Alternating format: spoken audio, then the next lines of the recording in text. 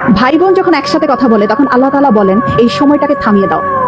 আমি খুব অবাক হয়েছিলাম এই হাদিসটা শুনে। আচ্ছা, ভাই বোন কথা বললে ফেরেশতাদেরকে আল্লাহ কেন সময় থামিয়ে দেওয়ার কথা বললো? পরে যখন ডিটেইল জানলাম তখন খুব কষ্ট লাগলো। ডিটেইলটা ঠিক এরকম ছিল, ভাই বোনের সাথে এই পৃথিবীর পরে আর কখনোই দেখা হবে না। হাসরের ময়দানে না, আখিরাতে না, কিয়ামতের পরে না, জান্নাতে না, জাহান্নামে না, কোথাও না। বাবা মার সাথে দেখা হওয়ার সম্ভাবনা আছে, স্বামী স্ত্রীর সাথেও দেখা হওয়ার সম্ভাবনা আছে, ছেলে মেয়ের সাথেও দেখা হওয়ার সম্ভাবনা আছে, কিন্তু ভাই বোনের সাথে সম্পর্ক শুধুমাত্র এই পৃথিবী পর্যন্তই। তখন এত খারাপ লাগলো ব্যাপারটা জেনে যে আমার যে বোন আছে অথবা আমার যে ভাই আছে তার সাথে আমার আর কখনোই দেখা হবে না এই পৃথিবীর পরে, মানে মরে যাওয়ার পরে তার সাথে আর আমার কখনোই কথা হবে না।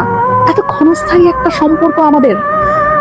যারা সম্পত্তি নিয়ে ঝামেলা করে ভাই বোনের সাথে কথা বলে না, যারা অনেক ঝগড়া বিবাদের কারণে ভাই বোনদের সাথে কথা বলা বন্ধ করে দেয়, তারা না করেন না এই ব্যাপারটা। সময়টা না খুব কম, আমাদের খুব কম। এত কম সময় নিয়ে আমরা পৃথিবীতে এসেছি এবং এই কম সময়ের মধ্যে আমরা আবার কলুষতা, আমরা আবার ঝগড়া বিবাদ এইরকম করে আমাদের এত কাছের এত আপন একটা মানুষ, একই পেটের মায়ের পেটের বোন, মায়ের পেটের ভাইয়ের সাথে কথা বলা বন্ধ করে দিলাম। এই মানুষগুলোর সাথে তো আমাদের আর পৃথিবীর করে দেখাও হবে না, কথা হবে না। কি দরকার মনে এত কষ্ট রেখে?